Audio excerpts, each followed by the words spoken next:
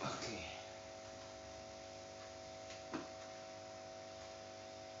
Om Swastiastu. Selamat siang Bapak ucapkan bagi para peserta didik Bapak, anak-anak Bapak kelas 8 SMP Kusumasari Denpasar. Pada kesempatan hari ini, Senin, kita bertemu kembali dalam mata pelajaran PPKN. Kita akan memasuki bab 2. Ya. Silahkan kalian buka buku kalian, buku paket kalian, yaitu bab 2, yaitu dengan judul Menumbuhkan Kesadaran Terhadap Undang-Undang Dasar Negara Republik Indonesia tahun 1945.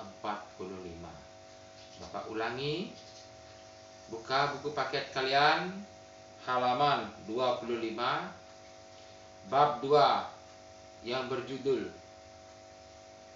Menumbuhkan Kesadaran Terhadap Undang-Undang Dasar Negara Republik Indonesia tahun 1945. Seperti yang kalian sudah pelajari pada kelas 7, mekanisme atau proses terbentuknya UUD 1945 yang berawal dari pemikiran tokoh-tokoh masyarakat, tokoh-tokoh negara pada waktu itu untuk memiliki tatanan negara atau peraturan perundang-undangan negara yang bersumber pada Pancasila, di mana undang-undang tersebut diatur dalam UUD 1945 yang terkandung di dalamnya berisi pasal-pasalnya. Ya. UUD 1945 lahir dari sidang BPUPKI, kemudian dirancang kembali, dicetuskan kembali, dibicarakan kembali pada sidang PPKI, dan pada tanggal 18 Agustus 1945, pada sehari setelah proklamasi kemerdekaan Indonesia, tanggal 18 Agustus 1945, Undang-Undang Dasar Negara Republik Indonesia disahkan sebagai Undang-Undang Dasar 1945. Kalian lihat di buku paket kalian, subtopik yang pertama yaitu yang ke A, kedudukan dan makna pembukaan Undang-Undang Dasar Negara Republik Indonesia tahun 1945. Bapak ulang, subtopik yang ke A yaitu kedudukan dan makna pembukaan Undang-Undang Dasar Negara Republik Indonesia tahun 1945. Yang pertama, kedudukan pembukaan Undang-Undang Dasar Negara Republik Indonesia tahun 1945. Di sana terdapat, kalian sudah pasti mengetahui isi dari UUD 1945, di mana hampir setiap hari Senin pas upacara bendera di sekolah kalian dibacakan teks Undang-Undang Dasar 1945. Kalian silahkan hafalkan, yaitu dari pembukaan. Ya, kalian silahkan baca di rumah dan pahami isinya. Kalau kalian kurang jelas, silahkan bertanya pada Bapak pada sesian tanya jawab. Kita akan lanjuti ke halaman 27.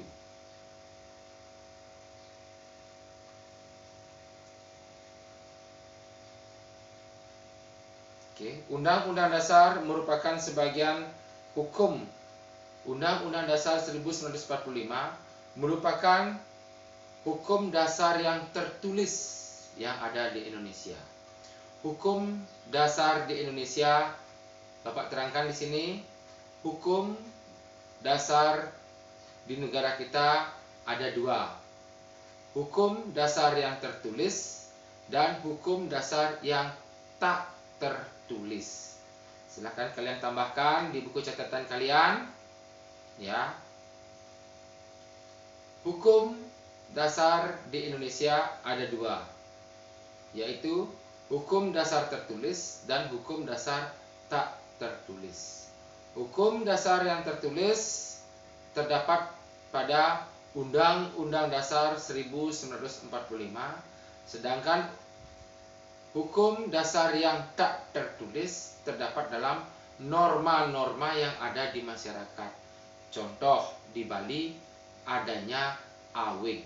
Meskipun awik itu ditulis dalam bentuk kitab di tiap-tiap banjar atau tiap-tiap, tetapi itu termasuk ke dalam hukum yang tak tertulis bagi negara kita. Dalam artian, hukum tak tertulis itu adalah hukum yang bersifat lebih sempit daripada hukum yang bersifat nasional, di mana hukum yang tak tertulis itu hanya mencakup beberapa daerah tertentu saja, ya. Sedangkan hukum yang tertulis, hukum yang mencakup lebih besar atau bersifat universal, menyeluruh. Itulah perbedaan antara hukum tertulis dan hukum tak tertulis, ya. Pak ulangi, hukum di Indonesia dapat dibagi menjadi dua, hukum tertulis dan hukum tidak tertulis. Hukum tertulis contohnya Undang-Undang Dasar 1945, di mana hukum tertulis tersebut bersifat universal atau menyeluruh. Sedangkan hukum yang bersifat tak tertulis bersifat lebih sempit. Contohnya adalah awik yang ada di masyarakat Bali, di mana setiap pengaturannya hanya mencakup suatu daerah tertentu. Berarti kalian sampai di sana? Ya, kita lanjutkan. Tuh. Kita lanjut ke halaman berikutnya, ke halaman 28. Ya. Undang-Undang Dasar Negara Republik Indonesia memiliki bagian-bagian. Bagian-bagian tersebut terdiri atas, yang Bapak maksud di sini adalah pembagian dari Undang-Undang Dasar Negara Republik Indonesia, Undang-Undang Dasar 1945 terdiri atas yang pertama, pembukaan. Yang kedua, batang tubuh yang berisi pasal-pasal. Dan yang ketiga, yang terakhir yang berisi penjelasan. Ya. Bapak ulangi, Undang-Undang Dasar 1945 terdiri atas 3 bagian. Yang pertama, pembukaan.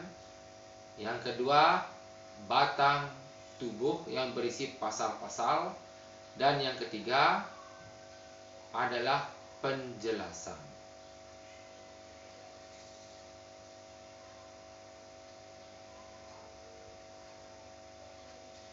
Kemudian dalam sistematika Undang-Undang Dasar 1945 tahun 1945 adanya amandemen atau perubahan terdiri atas 2 bagian.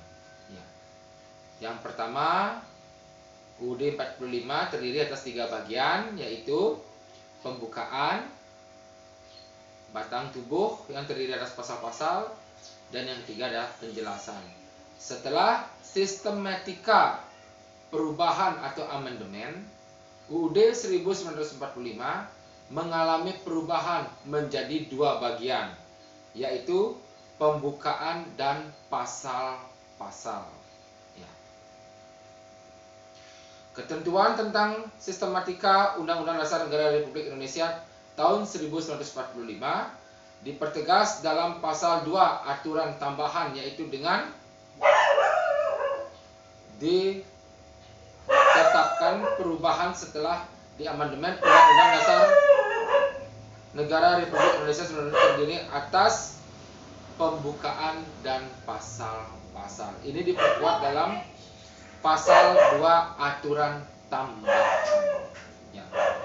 Bapak lanjutkan ya. Tadi kita sudah berbicara tentang kedudukan pembukaan UUD 45 di Indonesia. Kita lanjutkan dalam subtopik yang kedua, halaman 28, yaitu hubungan pembukaan dan proklamasi kemerdekaan. Seperti yang Bapak sudah jelaskan di depan. Bapak ulang. Di subtema yang kedua, hubungan antara pembukaan UUD 45 dan proklamasi kemerdekaan Indonesia. Seperti Bapak sudah jelaskan di depan, ya. Pada sidang BPUPKI dan sidang PPKI dicetuskanlah Pancasila sebagai landasan atau tonggak berpikir ideologi bangsa Indonesia. Kemudian lahirlah yang namanya Undang-Undang Dasar sebagai acuan dalam mengatur norma-norma yang ada di masyarakat Indonesia. Ya. Kemudian sekarang kita akan berbicara kaitan antara Undang-Undang Dasar dengan Proklamasi Kemerdekaan 1945.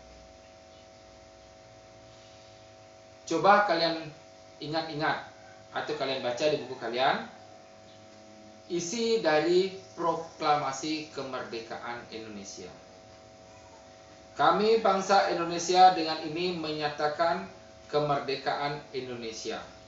Hal-hal yang mengenai pemindahan kekuasaan dan lain-lain diselenggarakan dengan cara seksama dengan dalam jangka waktu yang sesingkat-singkatnya. Itulah isi dari Proklamasi Kemerdekaan Indonesia.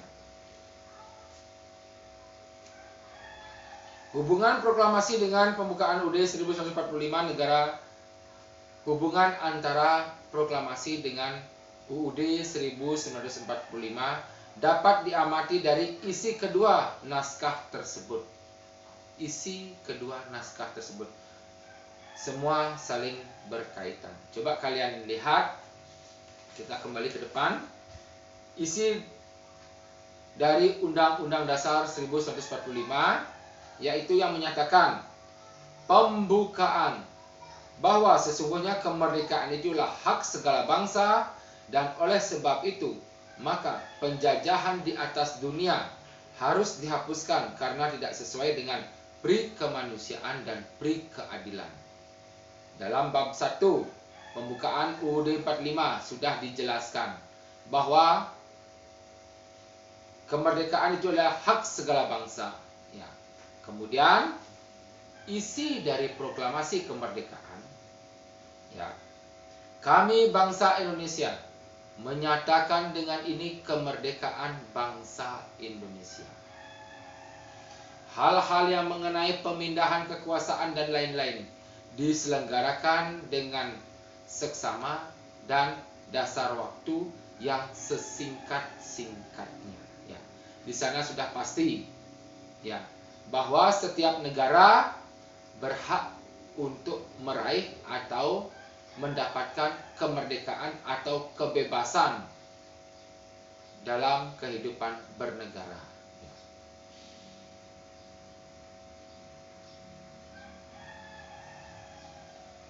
Dan hal tersebut diperkuat dalam alinea ketiga pembukaan UUD 1945 yang memuat pernyataan kemerdekaan. Pernyataan kemerdekaan di alinea pertama diawali dengan pernyataan bahwa kemerdekaan itu ialah hak segala bangsa.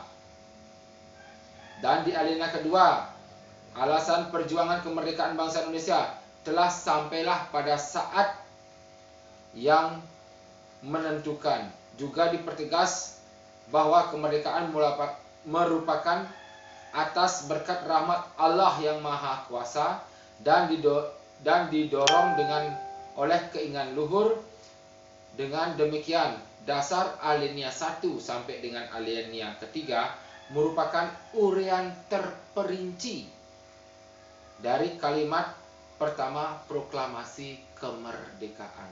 Semua ada kaitannya, di mana di Undang-Undang Dasar 1945 dari bait atau bab pertama sampai bab ketiga menyatakan kemerdekaan, dan di proklamasi menyatakan bahwa kemerdekaan itu adalah kami bangsa Indonesia menyatakan dengan ini kemerdekaan bangsa Indonesia. Jadinya dipertegas kembali dengan proklamasi. Ya, itulah kaitannya antara proklamasi dengan antara Undang-Undang Dasar 1945 dengan proklamasi, di mana saling terkait di setiap alinea atau bab-bab yang terdapat dalam Undang-Undang Dasar 1945. Sampai di sana kalian bisa pahami? Oke. Kemudian kita masuk ke sub pokok yang ketiga.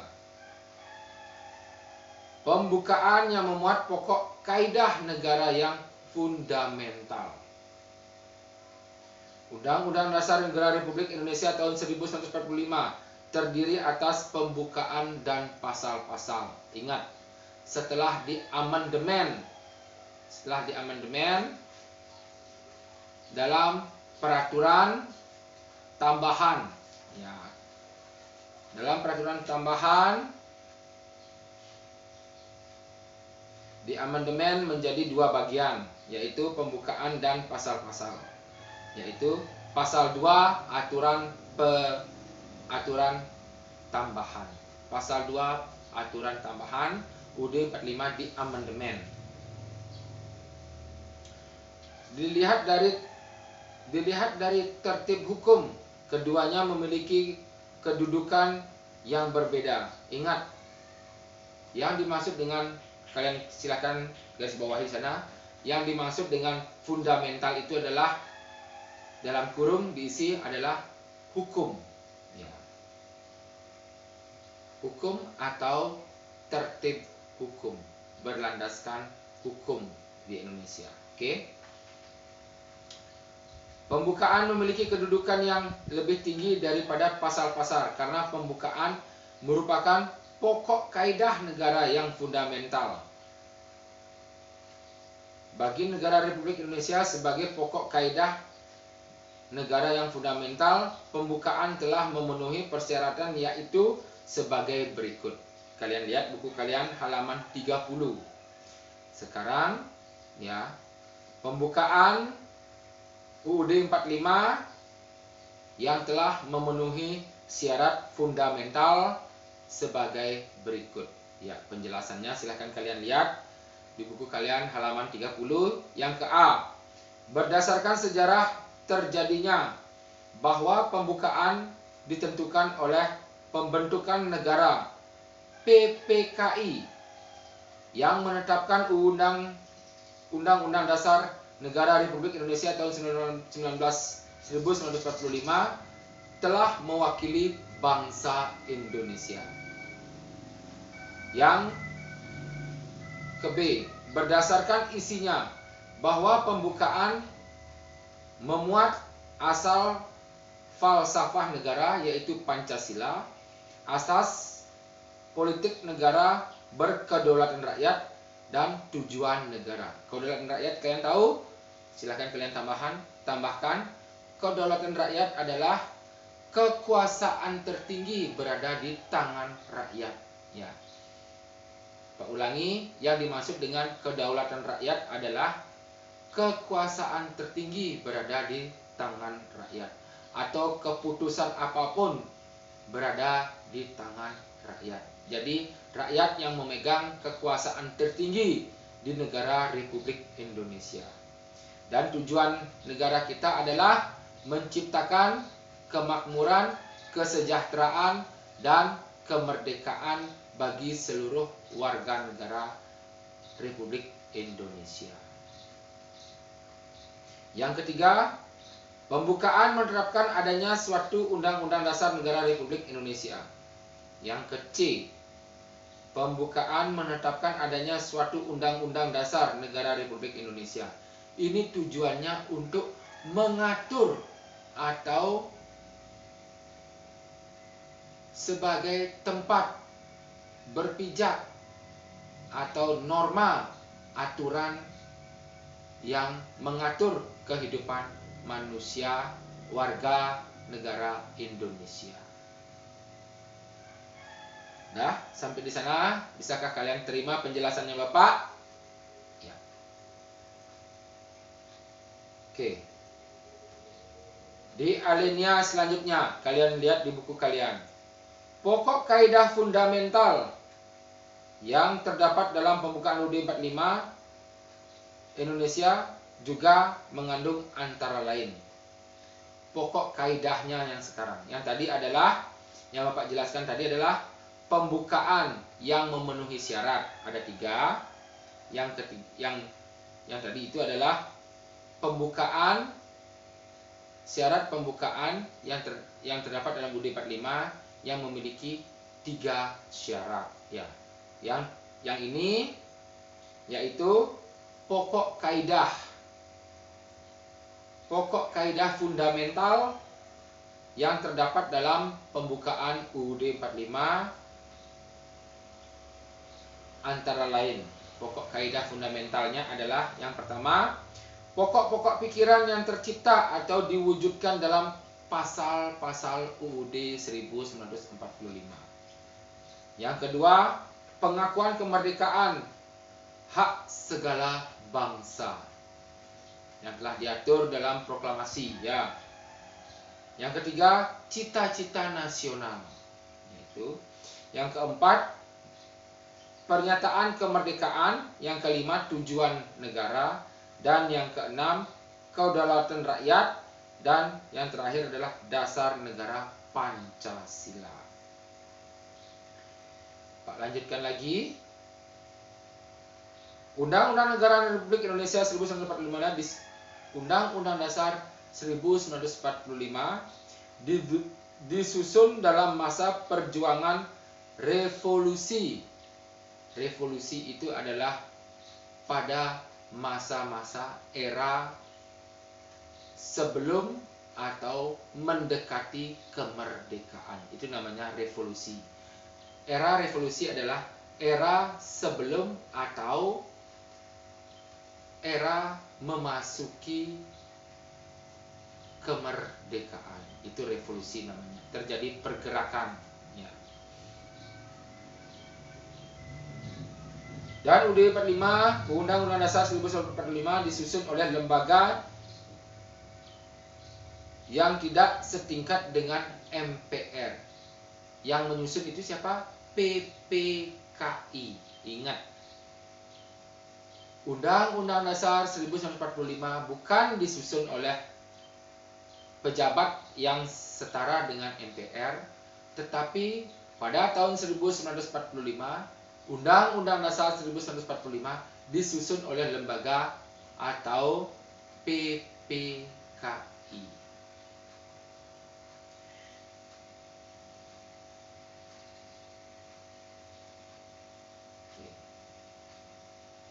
Undang-Undang Dasar Negara Republik Indonesia 1945 disusun dalam masa revolusi, tetapi nilai-nilai yang terkandung dalam pembukaan UUD 45 tahun 1945 adalah nilai-nilainya yang luhur dan universal. Nilainya adalah luhur dan universal dalam artian bersifat menyeluruh, tetapi mengikat seluruh warga negara masyarakat Indonesia.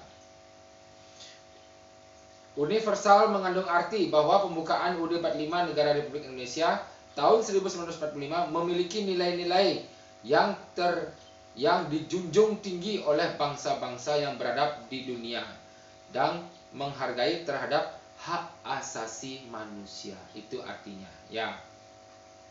Silahkan kalian garis bawahi yang dimaksud dengan Undang-Undang Dasar 1945, yaitu yang mengandung universal, mengandung arti bahwa pembukaan UUD 1945 memiliki nilai-nilai yang menjunjung tinggi, yang dijunjung tinggi oleh bangsa-bangsa yang beradab di dunia, dan penghargaan terhadap hak-hak asasi manusia. Sebuah bangsa yang menunjukkan penghargaan terhadap hak asasi manusia merupakan salah satu bentuk perilaku bangsa yang beradab di dunia. Bangsa yang beradab adalah bangsa yang bisa menghormati atau saling menghargai antara satu makhluk atau satu manusia dengan manusia yang lain, saling menghormati, itu namanya makhluk yang beradab. Ya, pembukaan UUD 1945 juga mengandung nilai lestari. Lestari mengandung makna. Silahkan lihat di buku kalian, garis bawahi halaman 31. Lestari mengandung makna mampu menampung dinamika masyarakat dan akan tetap menjadi landasan perjuangan bangsa. Lestari itu adalah mampu menjadi dinamika masyarakat sebagai landasan perjuangan bangsa Indonesia. Dalam artian tempat berpijak, ya, sebagai payung atau landasan bagi bangsa Indonesia untuk bergerak. Itu namanya lestari. Tidak akan lekang atau pudar dimakan waktu. Oke. Bapak kira lagi satu, yaitu makna yang keempat, itu makna alinea pembukaan UUD Negara Republik Indonesia tahun 1945. Makna alinea yang terkandung dalam UUD 1945 akan kita bahas di pertemuan hari Senin selanjutnya, ya. Yaitu Senin selanjutnya kita akan membahas subtema yang keempat dalam bab 2, yaitu makna alinea pembukaan Undang-Undang Dasar 1945 dari alinea pertama, alinea kedua, alinea ketiga, dan alinea keempat, ya. Minggu depan kita akan belajar makna yang terkandung di setiap alinea yang terkandung dalam pembukaan UUD 45. Bapak kira hari ini pembelajaran kelas 8 di bab 2 memahami Undang-Undang Dasar 1945 Bapak cukupkan sampai di sini. Atas perhatian anak-anak, Bapak ucapkan terima kasih. Terus semangat belajar. Kita lanjutkan dengan sesi tanya jawab, baik di WA pribadi Bapak maupun di WA grup kelas 8. Tidak lupa Bapak mengucapkan terima kasih dan Bapak akhiri dengan Parama Santi. Om Santi Santi Santi Om. Selamat siang.